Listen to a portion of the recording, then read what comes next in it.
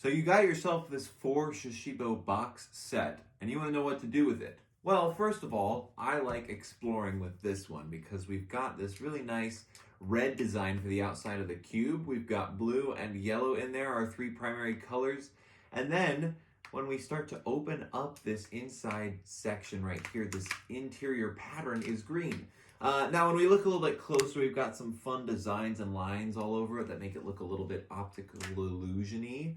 But with that design, we can really see no matter where the Shashibo is, even if it's in a weird scramble like this shape we call the barn door, we've got the outside of our cube, the outside of our ball, and then this blue and yellow that are interchangeable between shapes. So if I were to make the UFO, I can make it with that blue or that yellow design. So optical illusion ends up being a really nice one to learn how to use your Shashibo with.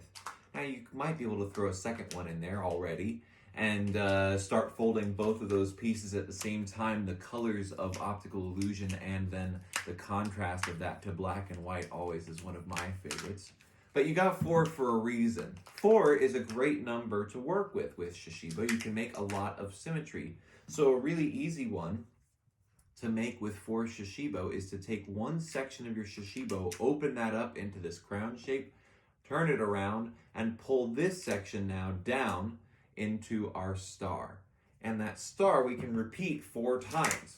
As long as you repeat the shape 4 times, you'll be able to find some pretty cool symmetrical connections between Shashibo shapes. But with 4 stars, we get this lovely design. That's a really easy one you can do with 4, but let's make it a little more challenging. How about this? Let's take one corner of our star and push it through the middle just like that. Now we've got this cool shape called the lockjaw star. Now we take this point right here that was on the opposite end of that jaw right there, and we're going to push it down behind that jaw. We're going to need to push the jaw forward just a little bit so that we have the flex that we need to get it back there. And then once we do, we have this shape that looks a little bit like a bow tie. Or we can take those pieces that we just tucked behind one another and pull them apart into this shape called the Z.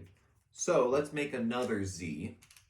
I'm going to use blue planet for my other Z. And then we're going to do that same connection of taking one piece and tucking it behind the other just like so, except instead of pulling it apart, we're just going to leave it in our bow tie shape.